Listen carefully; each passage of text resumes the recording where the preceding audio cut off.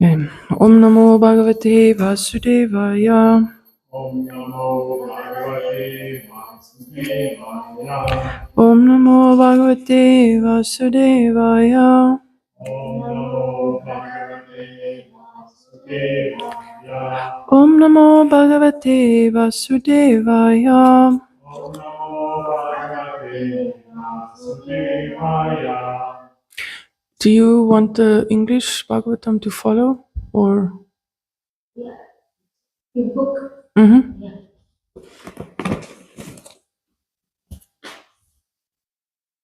Verse. Yeah, you have the verse.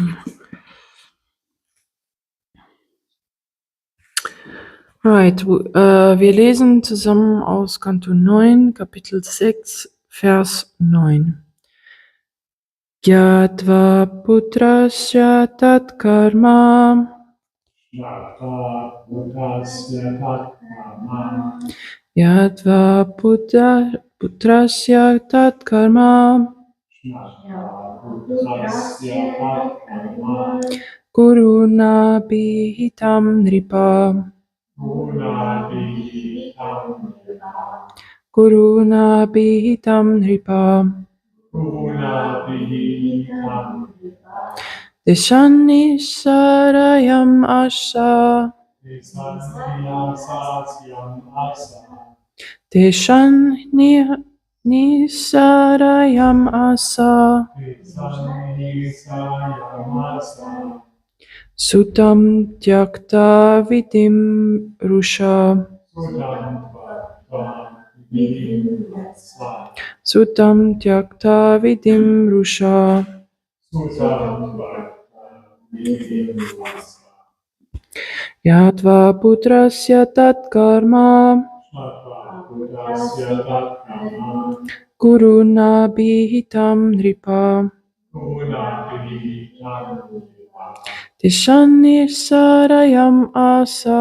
Nisanyasasyam asa.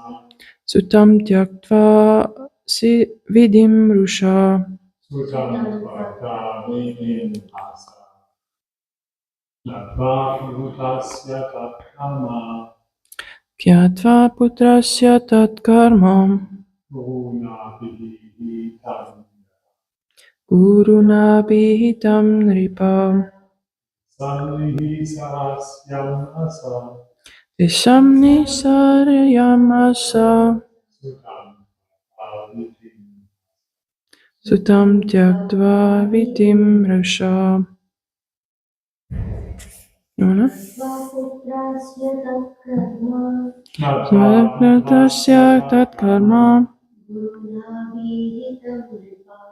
Guruna bihitam nripa. Desani sarayam asa. Shani sarayam asa. Sutam tyaktva vidim rusha. Do you speak German? Okay, English. Give me the book. Yeah.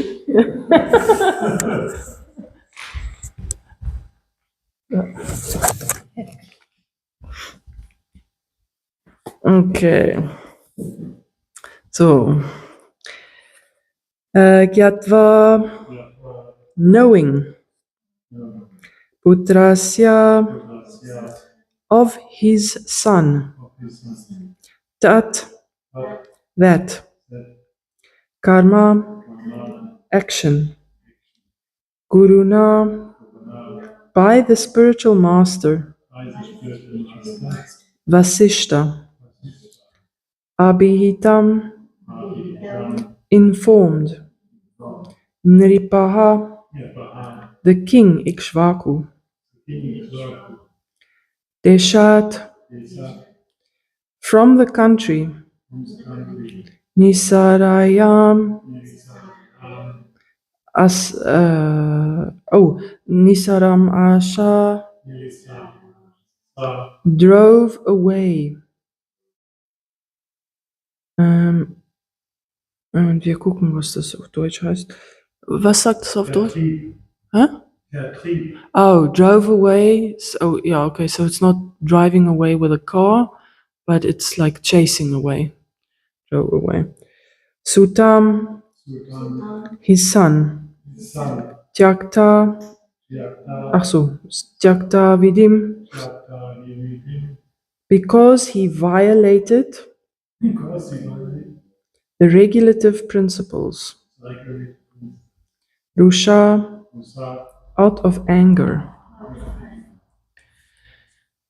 So, translation and purport by His Divine Grace, A.C. Bhaktivedanta Swami Srila Prabhupada Ki Jai. So, this chapter that we are in right now is called The Downfall of Suvari Muni, and many of these verses have no purport. And the next verse that has a purport is 26. That's why we write 9 on the board, because otherwise no, yeah, it's too long. So we will read 9 to 26. Markus, warst du diese Woche da überhaupt? Okay. Ich weiß nicht mehr welche. Okay, I think what I'm going to do is just, for the sake of everybody online and for the guests, I'm just quickly going to read the English translations of the verses from the beginning, and then we'll read to verse 26 so that we can have an overview. Shukadev Goswami said, O Maharaj Parikshit, Ambarish had 3 sons named Virupa, Ketuman, and Shambhu. From Virupa came a son named Prishadashva, and from Prishadashva came a son named Ratitara. Ratitara had no sons, and therefore he requested the great sage Angira to beget sons for him. Because of this request, Angira begot sons in the womb of Ratitara's wife. All 3 sons were born with Brahminical prowess. It seems to be a great theme in the Bhagavatam that people don't have sons, that they want sons, but they don't have one, or they don't have any, and then it's whole Leela. So, having been born from the womb of Ratitara's wife, all these sons were known as the dynasty of Ratitara. But because they were born from the semen of Angira, they were also known as the dynasty of Angira.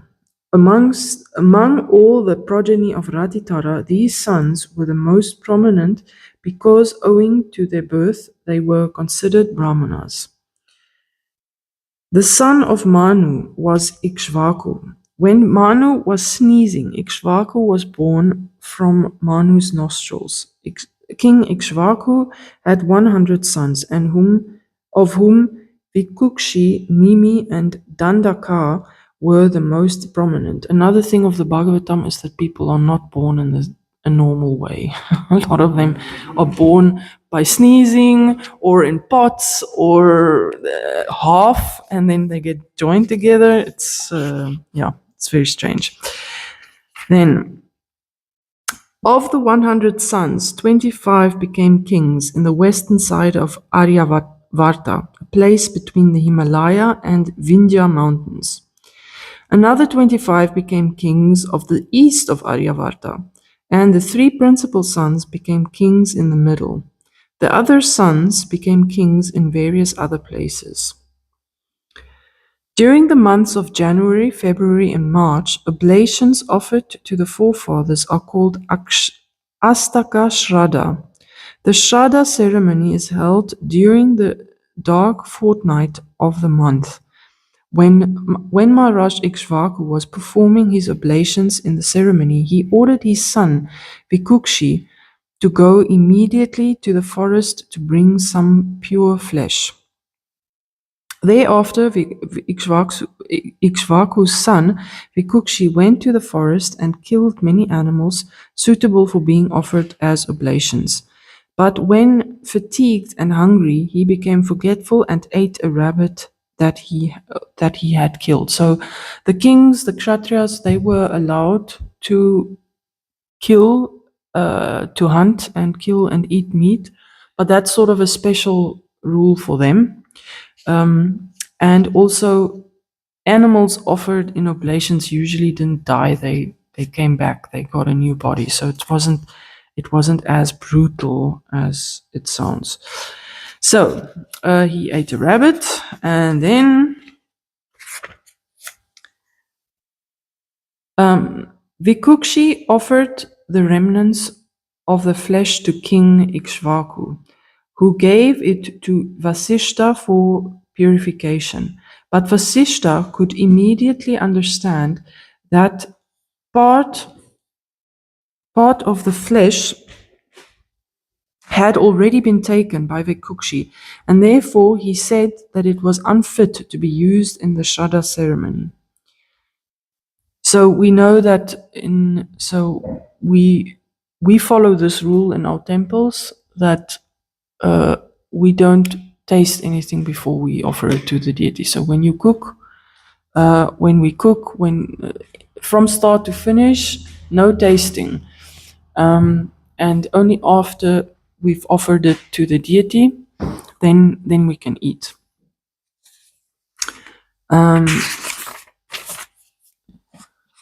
Okay, when King Ikshvaku, so we're at verse 9 now.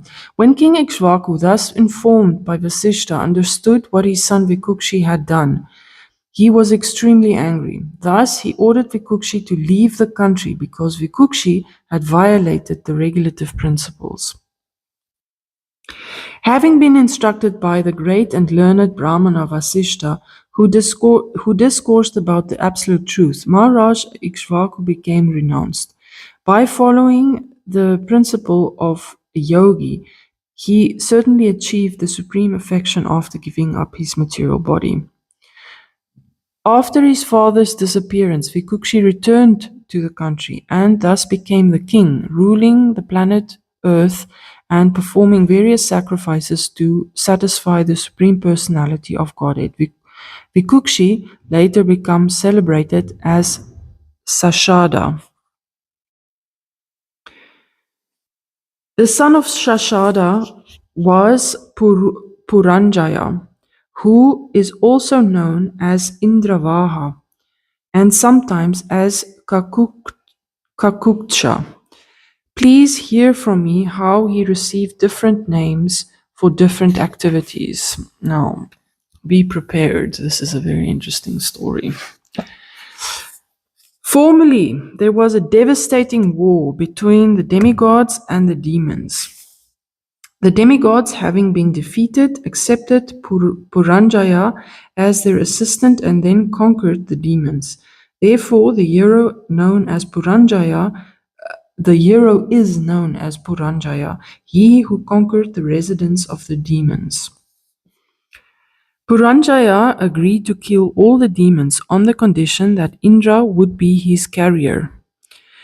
Because of pride, Indra could not accept this proposal, but later, by the order of the Supreme Lord Vishnu, Indra did accept it and became a great bull carrier for Puranjaya.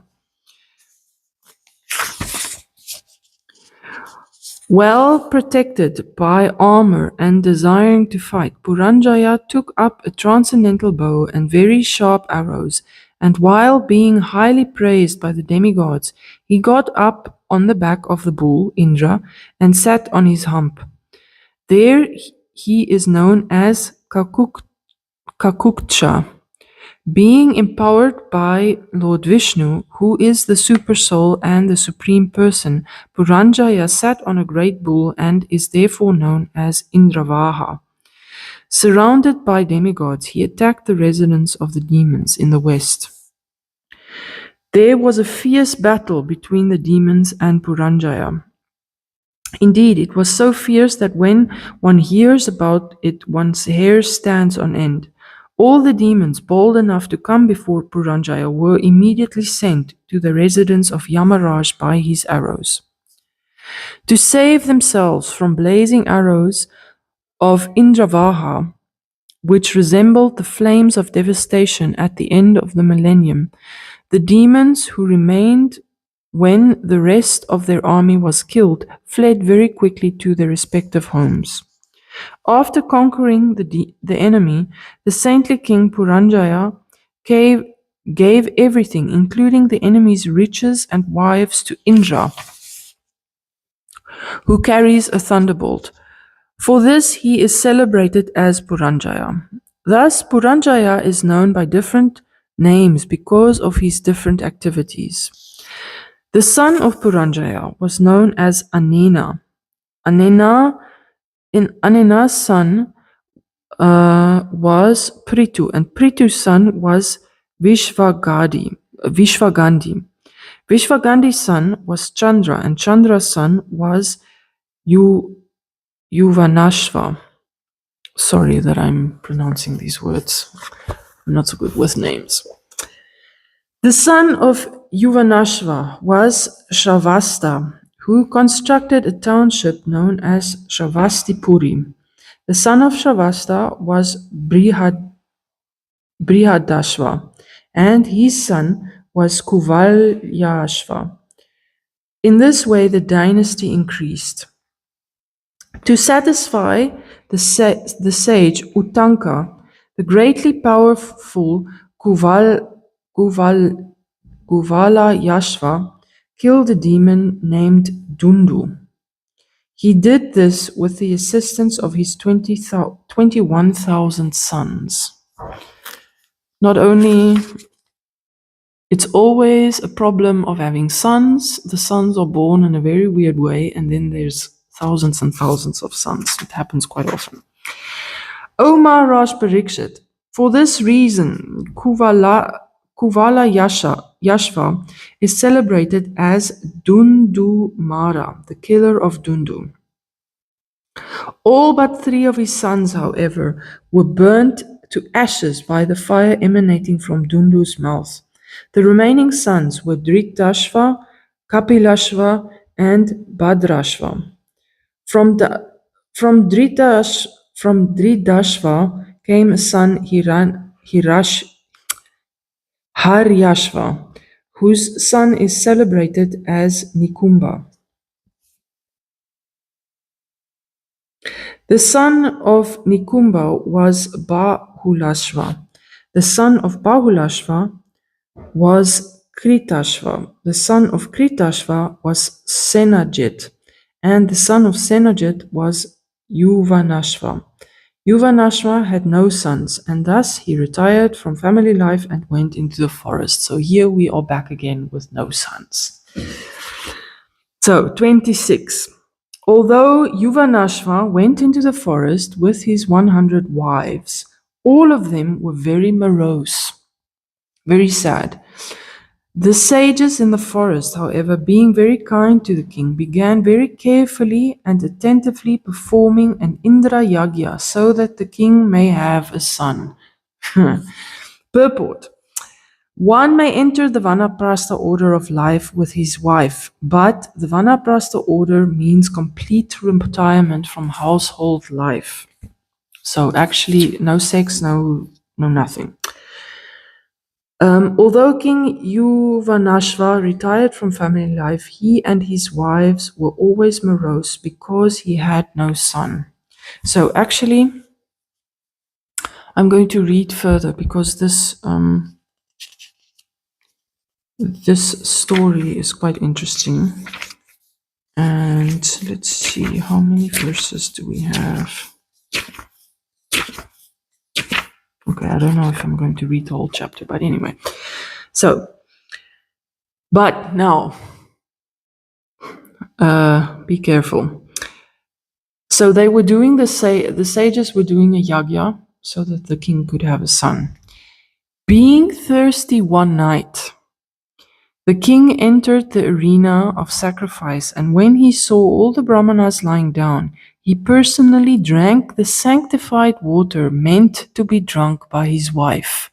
So, as a yagya, usually whatever is produced in the yagya, when it's to do with having children, the wife has to drink it. We see this with Lord Ramachandra. His father Drita. What was what was Ramachandra's father's name?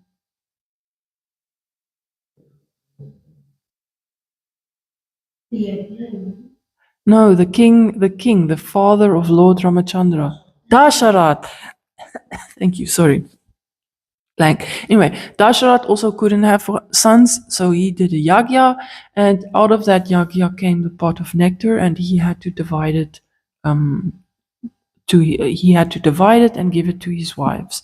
So there are many stories such as this. There's something that has to be drunk, usually by the wife, but now he got thirsty and he drank the water. And we see that sometimes the Lord is in total control, and the Lord's plan is not quite often not what we plan. So we plan something, but then Krishna decides something else. So in this case, he drank the water. So, purport. Yagyas performed by Brahmanas according to Vedic ritualistic ceremonies are so potent that the sanctifying of water by Vedic mantras can bring about the desired result. In this instance, the Brahmanas sanctified the water so that the king's wife might drink it in the yagya. But by providence, the king himself went there at night and, being thirsty, drank the water. When the Brahmanas got up from bed and saw the water pot empty, they inquired who had done this work of drinking the water meant for begetting a child. When the Brahmanas came to understand that the king, inspired by the supreme controller, had drunk the water, they all exclaimed, "Alas, the power of providence is real power. No one can counteract the power of the Supreme." In this way, they offered the respectful obeisances unto the Lord. Thereafter, in due course of time, a son with all the good symptoms of a powerful king came forth from the lower right side of King Yuvanashva's abdomen. So we have all sorts of stories in the Bhagavatam. We have people changing from girls to boys, from boys to girls. We have people born in water pots. We have people born from kings. We have all sorts of stories. So that is a very strange story, but somehow that is what Krishna wanted. So that is what happened. The baby cried so much for breast milk that all the Brahmanas were very unhappy. Who will take care of this baby? They said, because obviously a man cannot breastfeed a child. When Indra, who was worshipped in that yagya, came and solaced the baby, do not cry, Indra said. Then Indra put his index finger in the baby's mouth and said, "You may drink me." Because Yuvanashva, the father of the baby, was blessed by the Brahmanas, he did not fall a victim to death. After this incident, he performed severe austerities and achieved perfection in that very spot.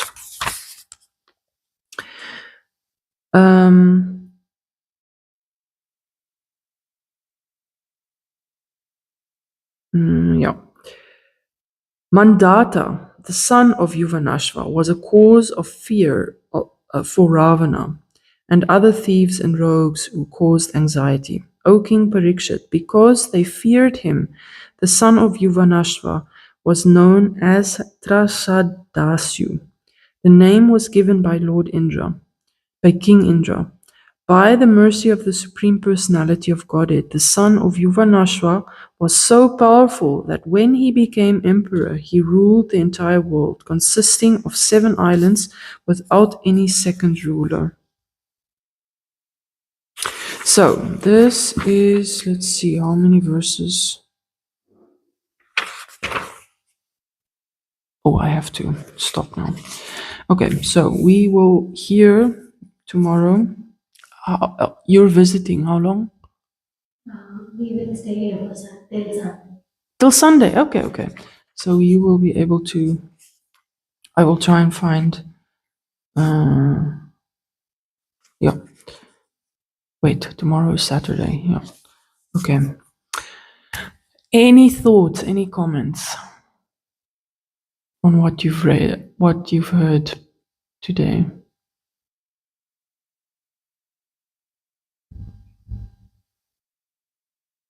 You? Huh? No, I want to hear from you. Yeah, as we said, that what we can hear from this, lecture, or from what we've read, is that actually I'm not sure how the first few. Wait, maybe I have to just.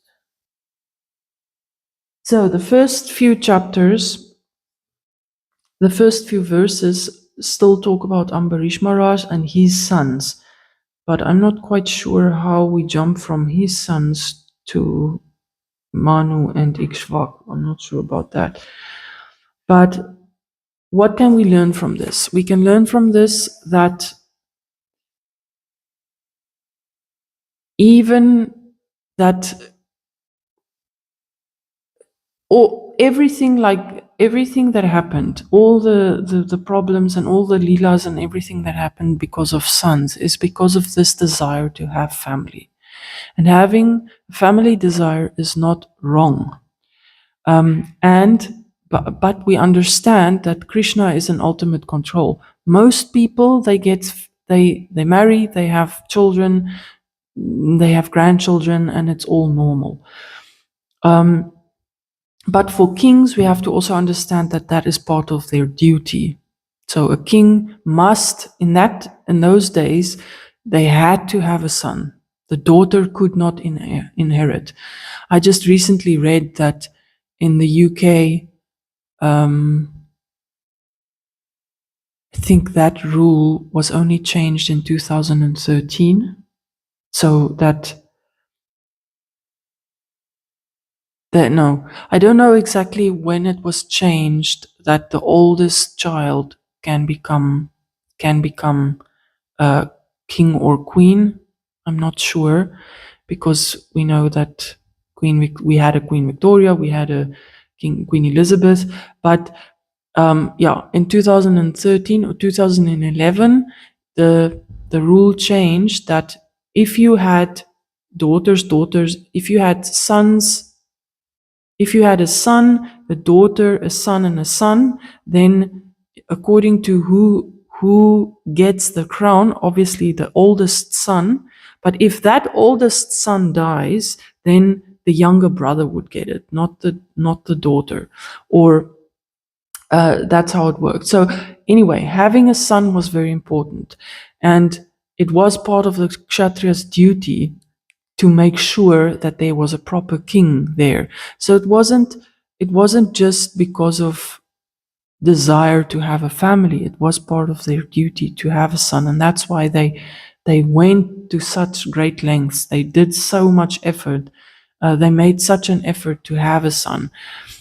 But as we see, Krishna may or may not, and he makes it happen in all sorts of ways. And that's just how it goes. So the Brahmanas said something very important, is that nothing can counteract the law of the Supreme. What Krishna decides is what happens.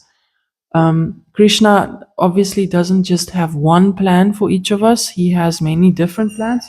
Shri Shri Radha Madan Mohan ki jai, Shri Prabhupada, Shri Shri Gonitai ki jai, Shri Prabhupada ki jai.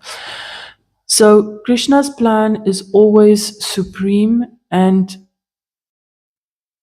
we don't always know what it is. The thing is, we have to live our lives and we have to plan. But my Guru Maharaj always says this. He says you have to work as if everything depends on you, but you have to know that everything depends on Krishna. Like the results is not up to you. It's up to Krishna. So it's not that we can be lazy and just sit back and say, Krishna will do whatever he does. No. Whenever we do have a desire, it's very often that Krishna says that whatever your desire is, whether it's material, whether it's spiritual, whether it's something in between, you just come to me. So it's very important that we know that Krishna is the only one that can fulfill our desires. We can't even fulfill our own material desires. We have to have, Krishna has to sanction that. So better to always go to Krishna, and then Krishna will fulfill it in the way that is best for us, in a way that will help us to spiritually grow. So,